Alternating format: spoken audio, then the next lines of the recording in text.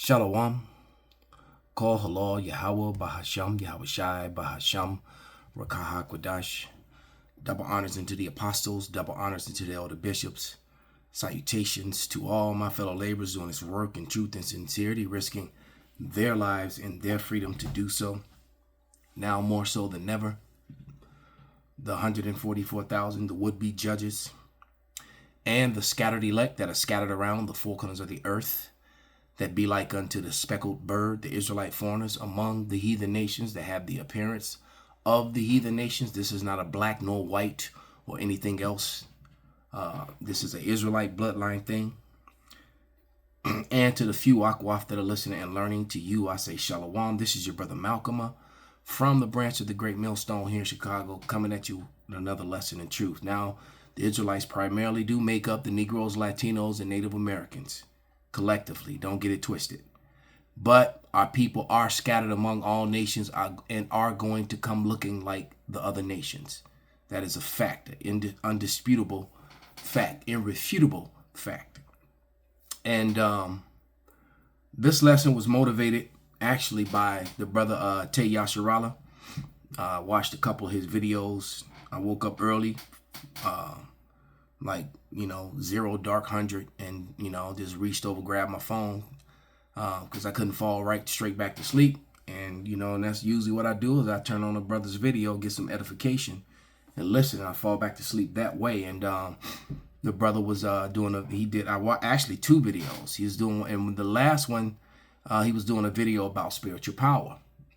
And it's right in line of what's about to happen.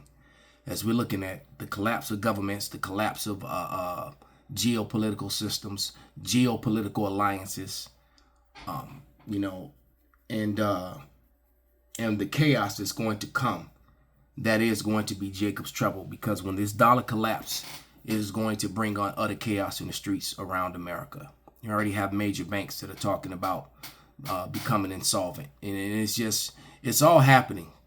All right, so so filtering through the scriptures, that video motivated me to go online. So I turned on the computer and started looking up the videos, and this one popped up, and it's called Lone Wolf Survival Tactics for Civil Unrest When Groups Collapse. All right, now, and look, there's a game that I've played with my sons, that I played with my stepson. I played with them, and the game is called Gears of War, right? Because I'm not really a big gamer. That's literally like the only game that I actually mess with, and it was that game. And one thing in that game, because I was so good at it, but most people can't do what I would do on that game. And the lone wolf tactics does not work, because you always need somebody to watch your flank, to watch your back, or pick you up when you go down. And the scriptures, the Lord, matter of fact, it says, even in judgment, we have to judge by 2 or 3, because, he's trying to push that. He's giving you the pros and cons, which I hate that word, that term pro and con, because the fact is that con means with, and they teach you that it's against. All right. Con means construction. It's to build something. What's the first 3 letters of a construction? Con. So they lie about con, that a con means against. It actually means with. That's that legalese. That's Esau. That's the deceitful tongue. Just remember that. When you're constructing something, you're not pulling it apart. You're putting it together. It means with, not against. All right, but he was trying to give you the benefits of being solo and the benefits of a group, and then they really come against group being together. And he has some very, very valid points. As we're going to play some of this video, I'm going to play about 5 minutes of it, and and then go through the scriptures. But in judgment, all right, when we're judging a matter of fact, let's go to the Old Testament, especially matters of life and death. This is Deuteronomy 17:6. Yep. And it reads, at the mouth of 2 witnesses or 3 witnesses, shall he that is worthy of death be put to death. But at the mouth of 1 witness, he shall not be put to death. You see? So it's not wise for one person to make such serious decisions. 2 is always better than 1. All right? When it comes to things of that nature, when it comes to making decisions, especially life-changing, life-ending decisions. Okay? So let's listen to the wisdom of the world and see how wrong they are. The wisdom of Esau, who clearly have shown that he's not capable of leadership at all. Look at the state of America. Look at the state of the world. Remember, every nation lived in peace and harmony with their land, their surroundings. And as you can see, the decay and destruction of this woman is hiding around the corner with a pistol, with a firearm.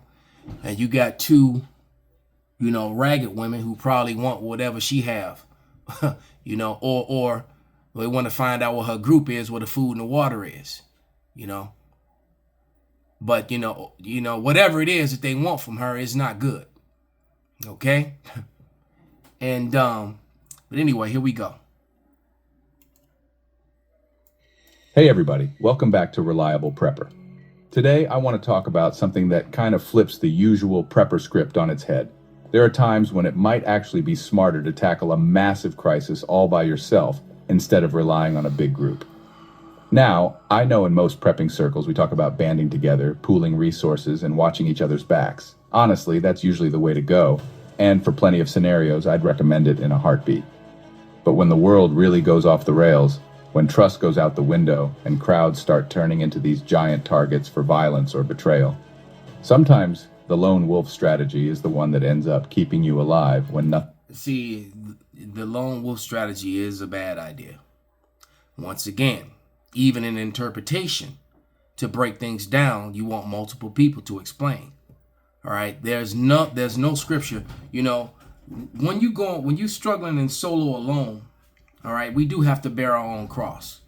All right. But when you're looking at life and death, situations of survival, the lone thing is not going to work unless the Lord is with you and that standard has been lifted up and you've been given that power. Until that, even when the Lord sent us out to teach, we were sent out in twos. I think that's Matthew.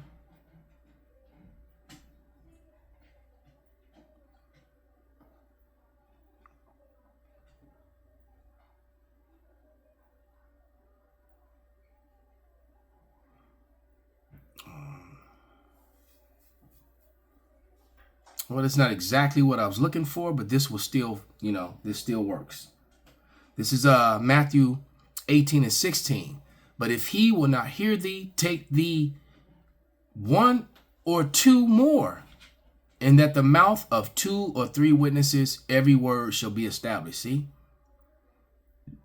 So, even in judgment, all right,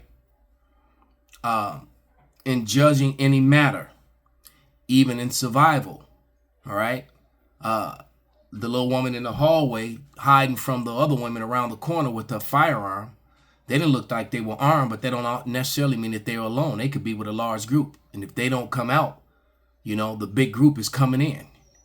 All right. So, how do we know the scenario? They could have sent those 2 women in to lure her out. Figure to be each, she'll listen to some women, or she might have peeped that they were with the large group of people, mostly men. All right. And that they're setting up, who knows?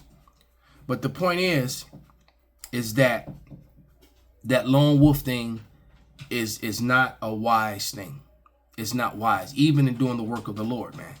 You got some brothers that the Lord gives them that heavy spirit to go out on their own, but then you don't have the checks and balances, because we all go off and say something wrong, the slip of the tongue. And when a brother's there, he can correct you. So and so, and then oh damn, you're right, Salakia, and you go, you say the right thing. It's best to have more help.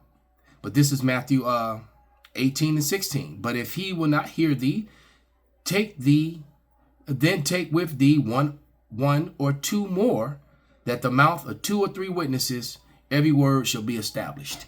All right. So just to keep things honest and on the up and up, you have a couple of other guys, witnesses there to testify what has been said or what has been done. Or even in a survival situation, 2 swords is better than 1. 3 is better than 2. All right. So, it may not, the Lord never liked large groups, because you got to think, hold on, I'm going to shut this door behind me.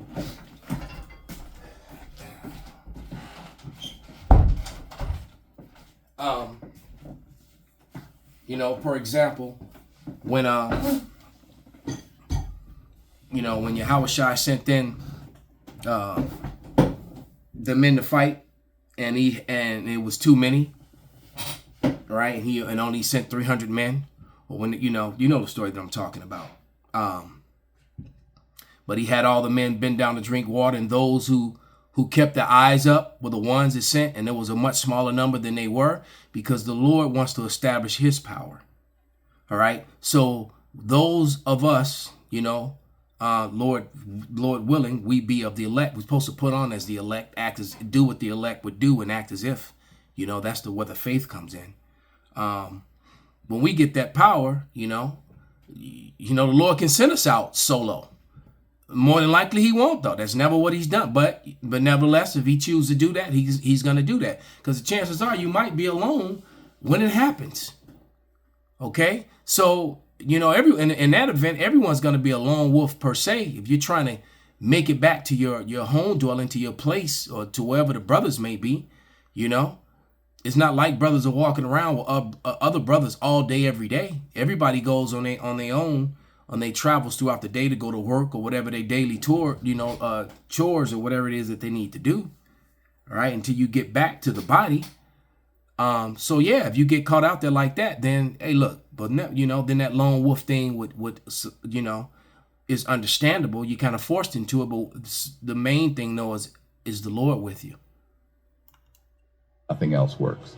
In this episode, I'm going to walk you through why, in some of the worst breakdowns, whether it's looting, riots, or messy factional fights, being on your own can be incredibly strategic. We're going to dive into the nuts and bolts of how you move around without drawing attention, how to gather supplies without becoming somebody's next target, how to stay healthy in both body and mind, and how to handle the fact that in a lot of these meltdown conditions, trusting a bigger group can actually paint a big target on your back. I'll show you exactly why going solo isn't as reckless as it sounds, what works best to keep you under the radar, and what mistakes can make the lone wolf approach collapse in on itself. Before we get rolling, if you're new here or just haven't subscribed yet, hitting that button is a quick and easy way to make sure you don't miss out on future insights. It also keeps this channel growing, which helps me bring you bigger and better content in the long run. We're all here to learn, adapt, and become more resilient. And I appreciate every bit of support you send my way. You see, like when you watch movies, okay, and they're putting a group together. If you ever seen the Reservoir Dogs and how they all turned on each other, that's a classic movie, great movie. But everybody was picked and no one knew anyone's name. Only a couple guys actually knew each other, okay. And their connect was. The guy who connected them all knew them all individually, but they didn't know each other, personally. The guy who put it all together, he and his father knew all these individuals individually, but none of them really knew each other. So they didn't have loyalty to each other. They all had loyalty to the father and the son, and only to a certain extent, because they all got put together because of their unique talents or whatever it is that they had to bring to the table. And see, the problem with that, without the Lord, anything else is not of the world. If it's of the world, it's going to fail if it's not of the Lord. See, that being the problem. So when these people are thinking of their prepping groups in their neighborhoods and their friends and I know this guy was Army and this guy was Marine Corps and this guy was a medic, this guy was a police officer. You get, so on paper that sounds good. But there's no love and loyalty. There's no building. The scripture says, prove a friend. See, that's wisdom. So that means you're not using the law. This is Hebrews 10:28. It says, He that despises Moses' law died without mercy under 2 or 3 witnesses. All right.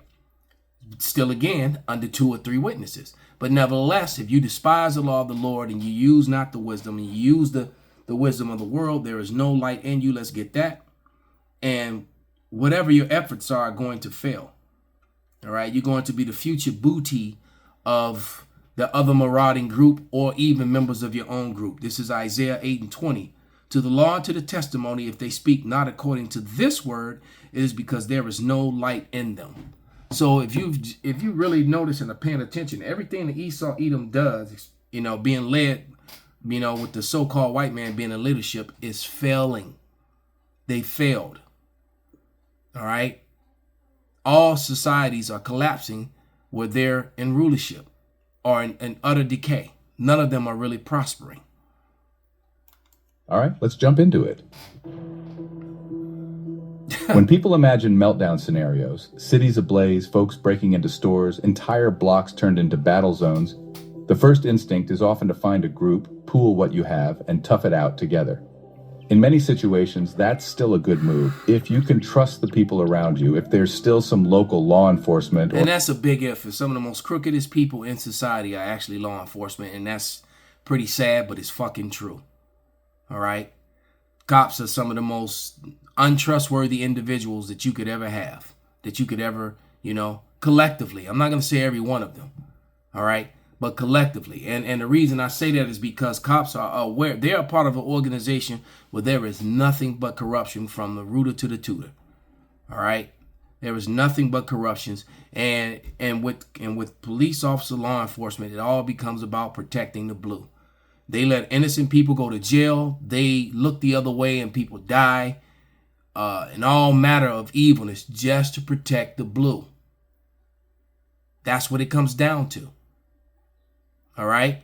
They allow racial behavior, very, very violent racial tactics be used against people and everything, and just look the other way because it'll put a bad light on the blue. All right. So trusting a group or trusting that, law enforcement will be on your side when the lights go out. And after a couple of days, and most of them not even going to show up to work. And a lot of them are going to be targets. So, they're not going to really, it's going to get bad out here. Or if the electricity and internet are partially intact, group synergy can be a lifesaver. But sometimes the chaos escalates to a point where trust is this super rare commodity, and suspicion rules the day. That's when big groups turn from an asset into a liability. You see it in real accounts of civil wars or major breakdowns in different parts of the world. Large gatherings become magnets for conflict. Rival factions assume you've got food and weapons, so they come knocking to take it. It's easier to intimidate or subdue a group in a siege than track down scattered individuals. You see, so he's saying that you're safer in a group than scattered individuals, all right? I mean that you're safer as individuals. Now, the truth of the matter is this is a very delicate situation, because truth of the matter is it is safety in numbers, but the problem is who are your numbers and where did they come from? All right, this is Ecclesiasticus, or it's the book of Sirach 6 and 7. If thou wouldest get a friend, prove him first, and be not hasty to credit him. All right, and that goes for women especially. I had a woman that I was constantly vetting, that I actually had a lot of love for. All right. But as soon as I began to show any of that love, the true nature came out. All right. And so, like Murph said that yesterday on the line, the woman said trust issues. I said, no, I don't have issues of trust. I have issues with you. I don't have issues. I just have, I just don't trust you. All right. And that's the thing with these groups. These people have to be vetted and vetted through the Holy Spirit. And you find out these people don't believe what you believe. They don't have faith in the Lord. It's not going to work. Once again, anything that's put together, all right, including that with a man and a woman, All right. If the Lord's not a part of it, the chances that your relationship is going to fail. She's just going to collect another DNA, another body, in her. Okay. To make it that much worse for the next man after her.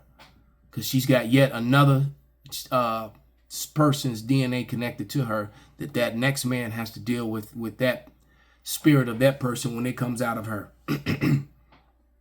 You understand? All right. So this guy, he's using worldly wisdom. Even his worldly wisdom and most of this is very bad advice, from a survival standpoint, for someone who was in the military. I was a Marine, and understanding how military movements move and group movements move in a military group. A lot of this guy's advice is not good advice at all. He's like he read a couple of books and now he has no real life experience. All right. Or even if you're not physically attacked, infiltration becomes a massive threat. Yeah, I agree. Someone with might there. pretend to join you only to figure out where you stash your supplies and then vanish. Now that's probably the wisest things he said since I've turned this video on. All right.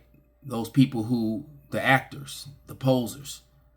And the truth of the matter is we don't worry about them too much because the Spirit always reveals them.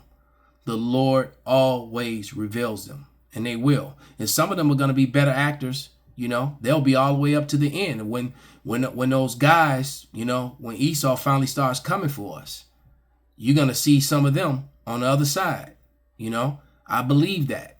It's hurtful and it's sad, but it will be true. But that's also when, Isaiah 59, 1 Corinthians, and things like that happen. Okay? Vanish with them or tip off a gang. When trust evaporates. So let me take that back a little bit about the infiltration. It's easier to intimidate or subdue a group in a siege than track down scattered individuals. Or even if you're not physically attacked, infiltration becomes a massive threat. Someone might pretend to join you only to figure out where you stash your supplies and then vanish with them. Shalom, or tip off brother. a gang. When trust evaporates, it's easier to travel light and lean rather than lug around a team that might crumble from within. Another key piece here is your own ability to pivot quickly when danger strikes. If you're by yourself, you can make a snap decision, duck around a corner, or melt into the crowd. If you see armed looters heading your way, you can just slip out the back.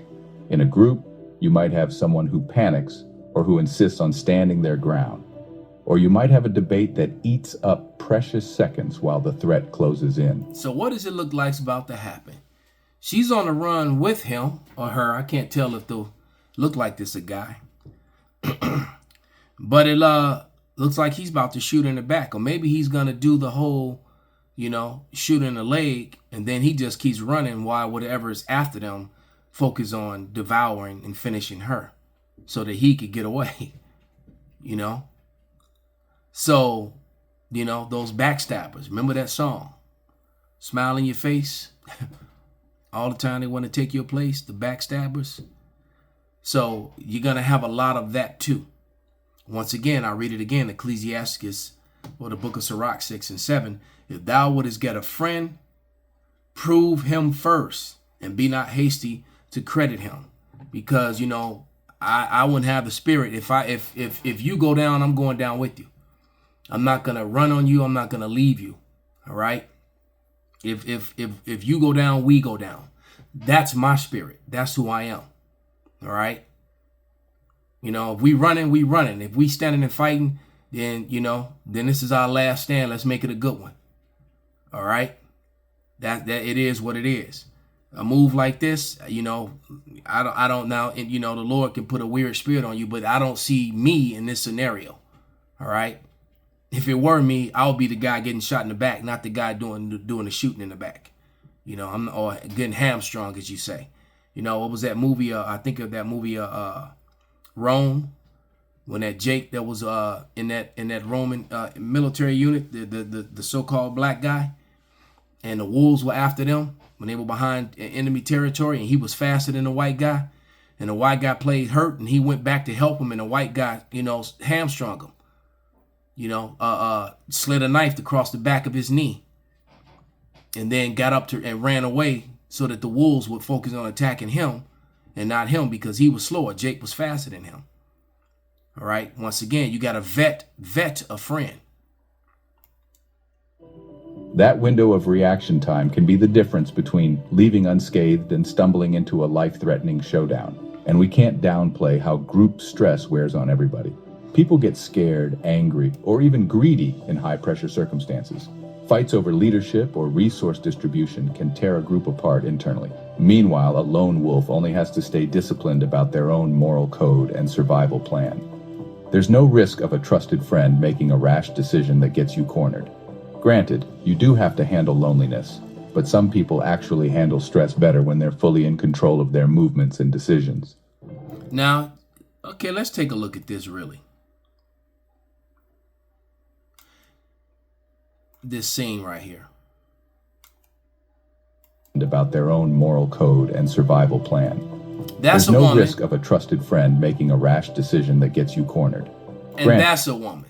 You do have to handle loneliness, but some people actually handle stress. So that is a woman pushing a barrel all by herself, and it looks like she has a lot of water. Okay. She's not the prettiest thing, but she's also not the ugliest thing. So in a situation where there's no power, there's no lights, there's no rule of law, she has no covering, no protection. She's going to get snatched up by a group, and she's going to be the comfort girl to that whole group, or to those men. Or she can submit to one man in that group, if the group even allows it, okay, and be just his comfort girl. This, what he's saying, all right, and what he's showing you as he's saying it, is beyond unrealistic, all right, because I don't see any weapons or anything of type, on her at all. And even if she did, what's the chance of her, the chances of her using them against a man? All right. She's got no shelter, but she's got a barrel full of water, a canteen hanging around her, and a couple of, and a couple plastic things that probably has water in them, which will be worth its weight in gold, because that's going to be one of the things that go down when the power goes off, the water goes off, because Esau has connected the water to the power grid, and it didn't used to be that way. All right, that's something that's kind of new. All right, then the water didn't, when the power went out, going back like 30 years ago, when power went out, the water didn't go off, but now the water is connected to the power grid. Okay, which is going to fulfill this prophecy here. And I think it's 2 Ezra 6:24. And it reads, "And at that time shall friends fight one against another like enemies, and the earth shall stand still with fear of those that dwell therein. And the springs of fountains shall stand still, and in 3 hours they shall not run." All right. So they're going to be fighting against each other. She's going to be comfort for a small group or a large group, but her water is going to be the waters that come from men. All right. That's when that, we always talk about how in that day, you don't get to pick and choose and ride the carousel anymore. That's when the carousel rides you. A lot of you women are going to fall victim to your own devices. All right. And she's got a head wrap too, ironically. Okay. But they're going to fall victim to their own devices. You've been jumping from man to man and pushing that doctrine to other women and doing it successfully, basically your whole life. And now the Lord is going to bring you to an end where the men are gonna be reversed. All right. And these men are gonna choo you relentlessly. And and unlike you have willfully been choo-chooed, this choo-choo, you're not gonna have any say-so in it. All right. So by your own devices. Okay, let's go to Revelation. Get ready to wrap this thing up. 11:3. And it reads, and I will give power unto my 2 witnesses, and they shall prophesy 1,203 days, clothed in sackcloth. So we've been given the power of understanding. And that's bringing the 2 witnesses are both the northern and the southern kingdom. Not 2 old, white guys with big beards. All right. And the fire that comes from our mouth is this truth. All right. It says these are the 2 olive trees and the 2 candlesticks standing before God on earth. That's the men of the Lord right there. That's what that's talking about. That is the men of the Lord. And they are the ones who this is going to happen to. This is Isaiah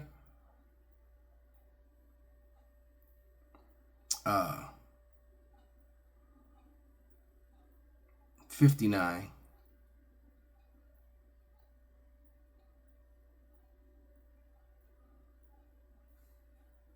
Starting at 18, I'm going to read through the end to 21. According to their deeds, accordingly he will repay fury for his adversaries, recompense to his enemies. To the islands he will repay recompense. So they shall fear the name of Yahweh from the west, that's here, and his glory from the rising of the sun, when the enemy shall come in like a flood. All right, so when they come after us and come at us, all right, the spirit of Yahweh shall lift up a standard against him, and the Redeemer shall come up to Zion unto them that turneth from their transgressions in Jacob, saith Yahweh. As for me, this is my covenant with them, saith Yahweh. My spirit is upon thee, and my words which I have put in thy mouth shall not depart out of thy mouth, nor out of the mouth of thy seed, nor out of the mouth of thy seed, saith Yahweh, from henceforth and forever. So the Lord is going to raise us up, all right, to be indestructible avengers, the true avengers. How the Lord said he will raise up saviors unto Israel. The Lord's going to raise up saviors once again. It's no mystery, no accident that the Hebrew letter Ta, the Phoenician, the Paleo, the actual Hebrew, not the aftermarket Assyrian script, is the same symbol that they use in the X-Men, the circle and the X. They know who the true, Esau Edom knows who the men of the Lord are. They know who the true people of Israel are. All right. And they seek to destroy us, and they seek to take our place. But it's not going to work. The Lord is going to make us new threshing instruments, as the scripture says. All right. So that we can administer the punishments and the judgments. All right. As you read in Psalms 149, all right, the punishment and the judgments that are written unto the heathen nations. So with that, I want to give all praises, all honor and glory unto Yahweh, Bahasham, Yahweh Shai, Bahasham, Rakah Kwadash, Kwam Yasharala, Abad Babal. Pray, fast, and hold still. All this is getting ready to go down soon. Shalom.